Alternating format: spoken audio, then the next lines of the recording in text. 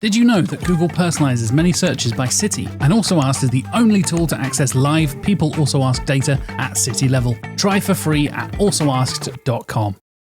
Tired of SEO guesswork? Quadra's AI agent goes deeper to uncover high-impact optimizations and completes hours of SEO in minutes. Get started now. I was going to say that SEO with Fat Joe is as peaceful as this, but then the birds are all having fights.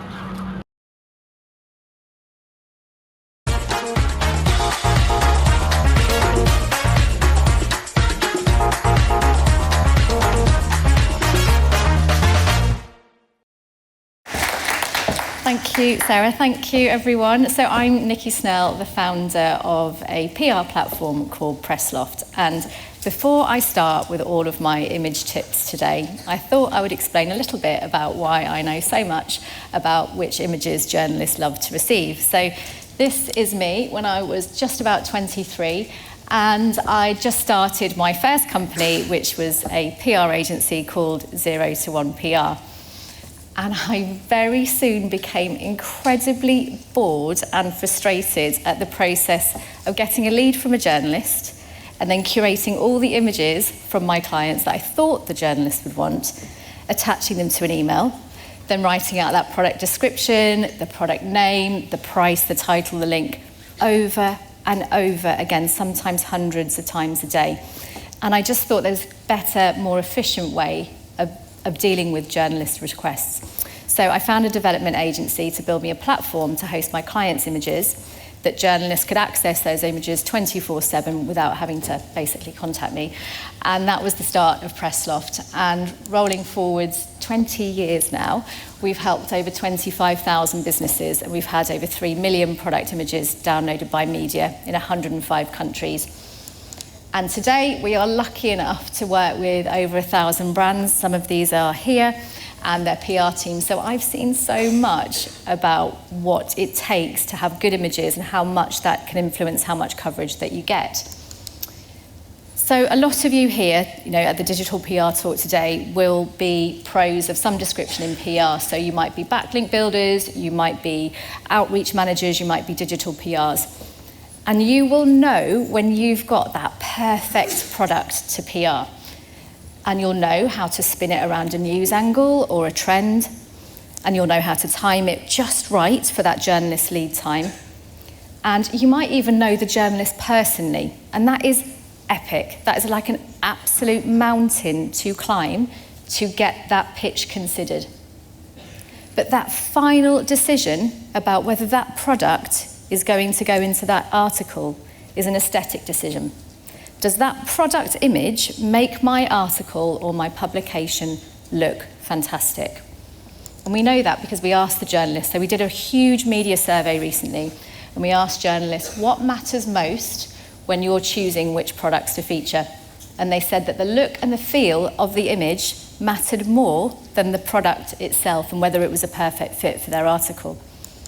So with all that in mind, I'm going to teach you today how to choose the best imagery from all the imagery that you might have from the client or the brand that you're working with, so that you can secure more media coverage when you are pitching to journalists. So we'll start off today with cutout images. So these are like these earrings here on a pure white background. They're sometimes called pack shots, they're sometimes called deep etch, maybe a white background image or catalogue shot. And they make up a whopping 70% of the coverage that you're going to be getting for your products. So that coverage looks a bit like this. So it might be a shopping guide. So online, that's a big list of products like this with a button underneath which takes the reader to go and purchase that product. That will often be an affiliate link. We've also got get the looks. So when a journalist is trying to inspire the reader with a certain trend or a certain look and feel, this is really good for fashion and interiors. And then we also see a lot of cutouts in gift guides. So maybe a Christmas gift guide or a Mother's Day gift guide. And what we're seeing is a huge increase in the use of mood boards by online publishers. And they look a bit like this one here in Glamour. And they often feature loads and loads of cutout images. And this is one of the reasons why they're so popular in the press. And one of the reasons mood boards are so heavily used is because they're really good for SEO.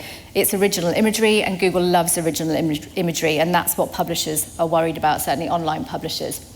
They're also really pretty, and they're also very cheap and quick to create, so they're very, very popular. So for you as PRs, what makes that perfect cutout for a mood board or all the other types of articles I've mentioned? So first of all, you need to eyeball the cutout that you've got, and is it instantly recognisable what that product is? And I've got two examples here. One's from Canvas Stock, and one's from Laredo, one of our clients. Now, the Canvas Stock one is just folded up, it's really flat, so it could be a throw, it could be a scarf, you're not quite sure. What you're looking for is that instant recognisability of the product itself. And another example here is bed linen. Now, it's quite niche, but it's so difficult to get coverage for bed linen, and mainly because the photography is often really flat and very boring, and you can't quite tell if it's a sheet, if it's a pillowcase. Whereas what you want to be doing is identifying product shots that look like this Laura Ashley shot. It's instantly recognisable as bed linen. So if you're a PR, try and get images like these. Next, good lighting is so important. And this client is going to remain nameless because ordinarily their photography is phenomenal.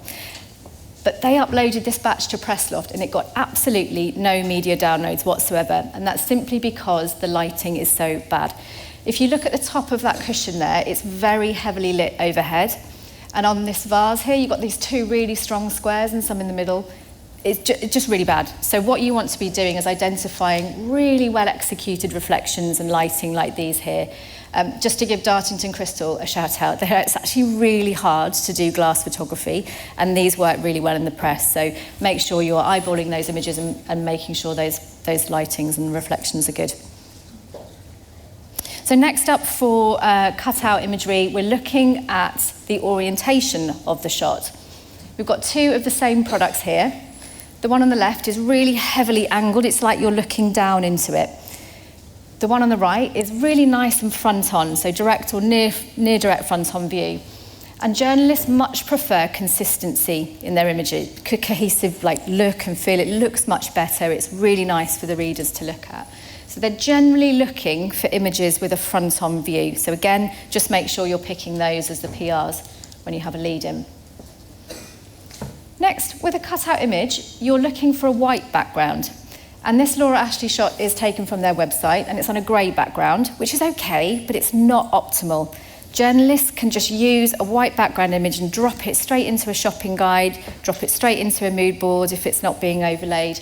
So you really do want them on a white background. And this shot from one of our clients, I've also taken it from their website. This is not cut out at all from the background, and it's a pain to work with. Journalists then have to go away and do all the treatment on it, and it's really difficult. So it might be shot on a white background, but it's not actually a cutout. So just make sure you're doing that work for the journalist. So next, this is a bit of a niche one because I do a lot of interiors work. But if you work with paint, tile, flooring, fabric, or wallpaper companies, make sure you have swatch shots in your image bank because media love them. They go brilliantly into mood boards, into get the look and style guides. So these top two lines here are all various paint splodges. Any one of those shapes works equally as well in the press. Just make sure you've got them. These ones on the bottom left are fabric swatches. So one has a crinkle cut edge, one has a straight cut edge. Doesn't matter, both of them work equally as well. And then we've got flooring examples here from some of our clients. Now we're talking about drop shadows with cutout images, and this can be a bit surprising because a drop shadow, so like this one here at the top, has got a nice shadow that's been added underneath. They look beautiful and they give them real depth, and we all think they look better, so they're great for an e-com site. But for a mood board, they're a complete pain because you can't overlay them. And I'll just show you here.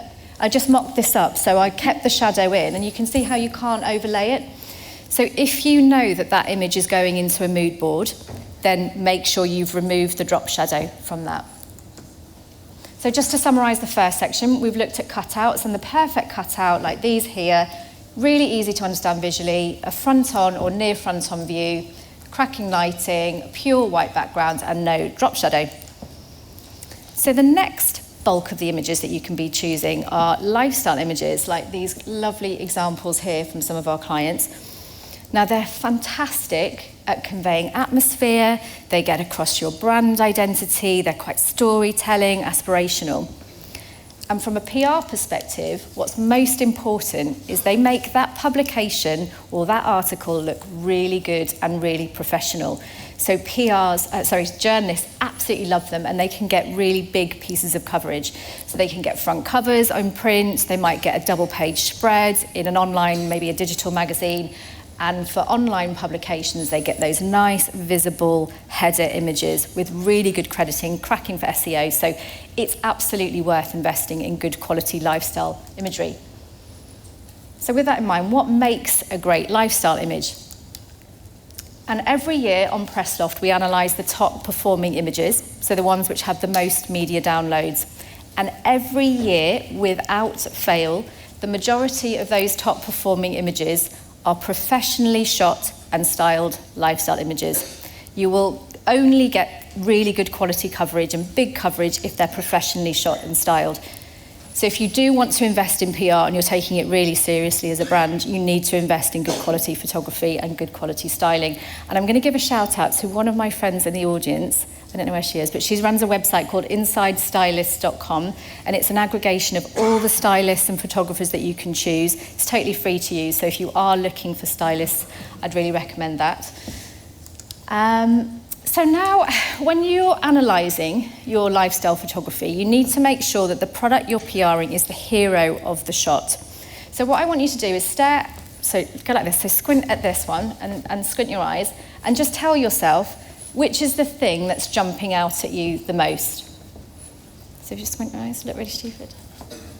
Yep, so from my perspective, I would say the bauble at the top and the bottom and that tinsel there are really clashing with those earrings. And if you try that again with this shot here, it's quite big, so I'll just move. And you do it again, then hopefully you'll all feel that that sofa is the one thing that jumps out at you. And to be honest, if you just eyeball that, it's just a beautiful image. That will just walk into the press. Next, it's really important that when you're PRing, you're taking, the product needs to be in situ in a realistic context. So the first one here is from Laura Ashley. It's a beautiful shot. It's absolutely cracking for marketing. It gets across this manor house aesthetic when it's been shot outdoors. But it's really difficult to place that as a PR. The journalists are looking for the product in situ in a real situation where the readers can then go ahead and sort of emulate that look and feel. So this one here, and the inset one from Laura Ashley, has had 4 times as many downloads on the site as the one that isn't in context. So it's really important to keep your products in context. And this one I've taken from Canvas stock, but I cannot tell you in my career how many images I've seen of products in fields and forests, which I do get it from an eco and environmental value, you know, getting that across, but they are hopeless when it comes to PR. So just make sure that you are making sure your product is in situ. And a really quick example, I found this one on William Morris's website. So they do weatherproof fabrics. They've shot them in a wheelbarrow, so fantastic for branding and fantastic for getting across that sense of, you know, being weatherproof. But this, if I was their PR, this is the one I'm going to be sending in response to a pitch. So next with imagery, we're looking at, do you send shots with people in them or no people in them? And when it comes to fashion, absolutely yes, shots with models are brilliant and they work really well. If you sell products with for pets, then make sure that the pets are in them, and actually the cuter the better. The cuter the pet, the more press coverage you're going to be getting, like these gorgeous ones here from some of our clients. But if you work in interiors and gifting, do not send products with people in them. They just don't tend to get the pickup for some reason. It's just part of the stylistic preferences, so no people in those kind of shots. Now, another way that you can bring in more coverage to your products when you're PRing is bringing in seasonality. And I've got a really lovely example from one of our clients here, Garden Trading. They've got this lovely cutout image here of this, it's fairly simple, right? It's a white bowl and a spoon. But their team have styled it up so beautifully for Easter here with this gingham tablecloth and some pastel bits in the background. And so that means that will go straight into March and April issues. And they've also styled it up here for summer. So their team, their stylist, has done it so nicely. It's got this like dappled lighting effect. And so again, as the PR, you're going to be getting that into May, June, July, and August editions, all for one white bowl. So it's really worth investing in that brilliant photography. Now, another technique with styling is styling by interest or audience. And I found this one on Pure Radio's website. So for their woodland, so it's a pretty simple green radio, but they've styled it up in a countryside aesthetic. So they're going to go straight into those traditional titles there. They've styled up in a fairly contemporary way here, so they'll be getting into stylist or living, etc. with that styling. But they've also done a gardening shot with it, so they're going to be going straight into the gardening titles. And they've also done sports with some water in the background, so they can get into fishing and yachting titles. So just for one product, if you invest in really good quality styling and photography, you can really eke out the coverage that you're going to be getting. And when it comes to Christmas, it's a huge time for PR, and you can make pretty much anything festive with a Christmas tree and some wrap gifts. These are brown tiles from Original Style, and they've made them so beautifully, and so they'll go straight into the press in the Christmas editions for tiles. And same with some tech there from B&Q. You can Christmas tree, wrap gifts, works wonders. So with all of these tips and advice about cutouts and styling and lifestyle, it's important to realise, though, that different journalists need different images for different articles. And as PRs, unless you know, it's really important to give them options for all of those. So they might need a lifestyle landscape for something online, or they might need a cutout for a mood board. They might even need, and this is more common now, we're finding that they might need a portrait image for a print article, but then they need the landscape version for an online of the same article which they put online. So just make it all available to them to increase your chances of getting that all-important coverage. Now, in our survey, we also asked media if they would use AI imagery, and only 15% of them said they would actually use AI imagery. However, there are different facets of AI imagery. So first of all, entirely rendered, like this example here from Canva that I did. And to be honest, even with all the advancements of ChatGPT of late, there's still this kind of icky sense that it's not real, and that will not pass for journalists. They won't put that into the press. So at the moment, these ones don't work in the press for PR. AI background replacement, like this one here, though, does get reasonable pickup when it's done well. I use something called Photo Room from time to time. It can work, and they get okay pickup. And then on Pressloft, we also use AI to upscale pixelated low-res images. We add in pixels and turn them into high-res. So again, these are AI images, but these get really good media pickup. If you are doing AI, though, tell the journalist. PR is such a relationship of trust, and some of them are not allowed to use AI imagery. So if you can tell them and give them options, you're going to increase your chances of getting coverage. Check licensing. Can you use those images in the press? Make sure you're doing it really well so that you can't tell it's AI, and give those journos non-AI and AI options as well. So a lot of you in the audience will know just how competitive it is to get coverage, and even opened an email by the journalists. And we've interviewed a few editors, and they've said they get over 800 pictures a day. So your job as PRs is to make those journalists' lives as easy as possible. So that means when you're doing a cold pitch, we recommend embedding low-res images into that email, and that might be a press release as well. So just embed a lot of different images within that email so they can quickly scan it, but then link out to a huge array of high-res images. So that might be a Dropbox, it might be a Google Drive, you might have your own on-site press office, you might use an aggregator like us, but whatever you're doing, make sure you're linking out to those images. 20% of the coverage that we get from Pressloft happens out of hours, so in the evenings and the weekends where journalists can't get hold of PR teams. So make those images accessible, even if it's a Dropbox, and you will get more coverage. So that's nearly me for today. So I've talked about all sorts of image tips to make you get more coverage from the pictures that you're doing. We've looked at cutouts with really good lighting, no drop shadows. We've looked at lifestyles with really good professional lifestyle imagery, no mattresses in fields though. We've talked about seasonality to really eke out the coverage that you can get, providing options in styling and orientation, doing AI but doing it really, really well, and then sending low res within the pitch, and then linking out to all the high res that you have.